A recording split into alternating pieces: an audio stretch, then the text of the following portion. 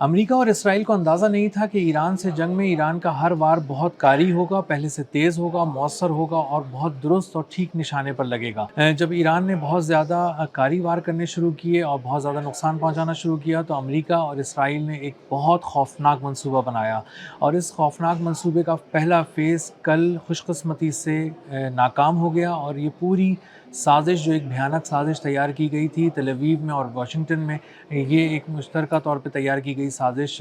ناکام ہو گئی اور سب کے سامنے، دنیا کے سامنے کھل کر سامنے آ گئی۔ سازش یہ تھی کہ کسی طرح ایران کو عرب ممالک سے اور عرب ممالک کو ایران کے خلاف اس قدر بھڑکا دیا جائے کہ دونوں ایک دوسرے پر حملہ کر دیں۔ اس کی کل ایک مثال ہم نے دیکھی ہے کہ سعودی عرب میں ارامکو کی ایک آئل فیسلٹی تھی راس تنورہ میں،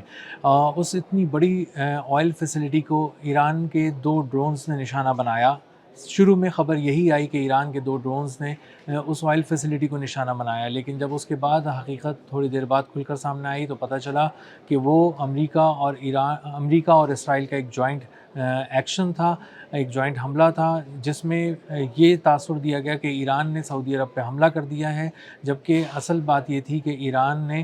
وہ حملہ نہیں کرایا تھا، بلکہ روگ ایجنٹس جو تھے، جو موساد کے ایجنٹس تھے، انہوں نے اس کو پلان کیا اور کچھ اس طرح سے پلان کر کے ایگزیکیوٹ کیا کہ یہ تاثر دنیا میں جائے، خود سعودی عرب میں بھی جائے کہ ایران نے سعودی عرب کی آئل فیسلٹی کو نشانہ بنایا ہے، اور یہ سعودی عرب کے خلاف ایک کھلا ایران کا اعلان جنگ ہے۔ لیکن اس کے بعد جب چیزیں سامنے آنا شروع ہوئیں تو اس کے بعد گزشتہ رات سعودی عرب میں ایک بہت بڑا میسو قسم کا آپریشن کیا گیا اور وہاں سے موساد کے ایجنٹس کو گرفتار کیا گیا۔ اسی طرح قطر نے بھی کچھ موساد کے ایجنٹس کو گرفتار کیا گزشتہ رات، اور اس کے بعد یہ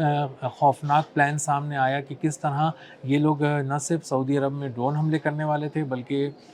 کچھ بم دھماکے بھی کرنے والے تھے، اور بم دھماکے کر کے تاثر یہ دیا جاتا کہ ایران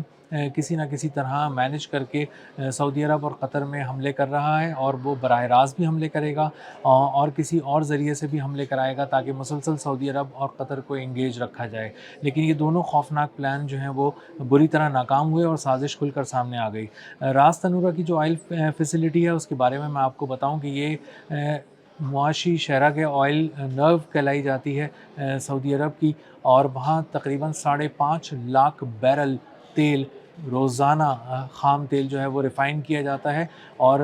یہ دنیا کی بڑی فیسلٹیز میں سے بھی ایک ہے، آئل فیسلٹیز میں سے بھی، اور اس کو نقصان پہنچانے کا مطلب دنیا میں انرجی پرائسز کو ہلانا ہے۔ اور جس طرح کہا جا رہا ہے کہ آبنائے ہرمز سے دنیا کا جو 20% تیل گزرتا ہے روزانہ،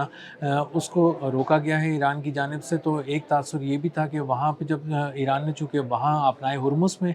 کمرشل ویسلز کو روکا ہے، اسی طرح سعودی عرب پہ بھی اٹیک کیا ہے تاکہ وہ بھی اپنی اس کی آئل پروڈکشن، آئل سپلائز پہ کٹ لگایا جا سکے، اور اس کے 2 فائدے تھے، ایک تو یہ دنیا کو ایران کے خلاف کرنا، عرب ممالک کو ایران کے خلاف کرنا، اور سعودی عرب کی جو اکانومی ہے اس کو ایک بہت زوردار دھچکا لگانا، کیونکہ سعودی عرب کی اکانومی بہت ہی میجر طور پہ بیس کرتی ہے آئل ایکسپورٹس کے اوپر، اور سعودی عرب کی سب سے بڑی آئل ایکسپورٹ فیسلٹی کو ٹارگٹ کرنے کا مطلب یہ تھا کہ اس کی آئل نرو پہ حملہ کرنا، لیکن اس کو ناکام بنایا گیا ہے۔ راس تنورہ آئل فیسلٹی پر حملے کے بعد، اسرائیلی حملے کے بعد اس کو بند کر دیا گیا ہے، اس میں کافی شدید قسم کا نقصان پہنچا ہے، اور جب تک اس کو ٹھیک نہیں کر لیا جائے گا، اس آئل فیسلٹی کو شروع نہیں کیا جائے گا اور وہاں سے ریزیوم نہیں کی جائیں گی جو بھی آئل کی ایکسپورٹس ہو رہی تھیں۔ جب راس تنورہ پہ حملہ ہوا ہے اس کے بعد آبنائے ہرمز میں جو آئل کی سپلائز کو کٹ لگایا گیا ہے، روکا گیا ہے، اس کے بعد سے انٹرنیشنل آئل مارکیٹ جو ہے وہ بہت ہی بلش ٹرینڈ شو کر رہی ہے، اور انویسٹرز بہت زیادہ پریشان ہیں، جو آئل سپلائز کے حوالے سے بھی ایک بہت زیادہ فکر کی بات اب دنیا محسوس کر رہی ہے۔ جو امریکی خام تیل ہے وہ اس وقت تقریباً $76 کے قریب پہنچ چکا ہے، اور $76 تک چھو چکا تھا اس کو ایک بیرل کو، اور جو برینٹ ہے اس کی قیمت $83 فی بیرل تک پہنچ چکی تھی۔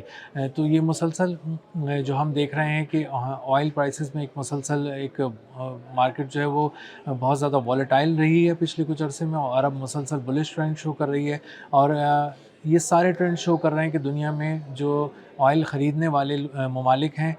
وہ آئل کی کم سپلائز کا خدشہ ان کو پیدا ہو گیا ہے، اور اندازہ ہو رہا ہے کہ آنے والے دنوں میں آئل سپلائز مزید کٹ ہو سکتی ہیں۔ امریکہ اور اسرائیل کی یہ سازش کہ ایران اور عرب ممالک کی لڑائی کرائی جائے، اب تک وہ اس میں کامیاب نہیں ہو سکے ہیں، اور یہ چونکہ اب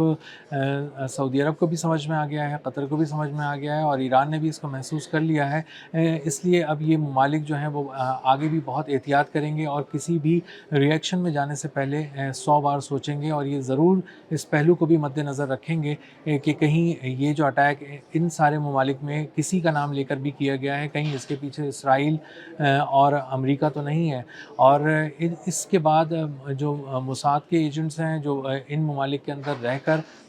مسلسل دہشت گردی کے مختلف پلاننگز کر رہے تھے، ان کے خلاف بھی کریک ڈاؤن تیز کر دیا گیا ہے، اور ایسے اس طرح کا ڈیٹا کھنگالا جا رہا ہے کہ کس طرح اس چیز کو انشور کیا جا سکے کہ سعودی عرب میں، قطر میں اور دیگر عرب ممالک میں جو موساد کے ایجنٹس ہیں ان کو ٹریک کیا جائے اور دیکھا جائے کہ ان کو گرفتار کیا جائے، اور یہ بھی پتہ لگایا جائے کہ آیا ان کے اب اگلے اہداف کون سے ہیں جو ان کو ملے ہیں، اور کہاں کہاں ان کو دہشت گردی کرنی تھی۔ تو اب اسرائیل اور امریکہ کا جو ایک گٹھ جوڑ تھا، جو ایک خوفناک گٹھ جوڑ تھا عرب ممالک اور ایران کے خلاف، وہ کھل کر سامنے آ گیا ہے۔ سازش ناکام ہو گئی ہے عرب ممالک میں دہشت گردی کی ایران کے نام پر، اور آئندہ آنے والے دنوں میں بھی یہ ممالک خاص طور پہ نظر رکھیں گے کہ وہ اپنے اوپر ہونے والے کسی بھی حملے کا فوری طور پہ جواب دینے سے پہلے اس بات کو ضرور پیش نظر رکھیں، انشور کریں کہ کہیں یہ ایران کے نام پہ یا سعودی عرب کے نام پہ یا قطر کے نام پہ ایک دوسرے کے ممالک پہ حملہ تو نہیں ہے۔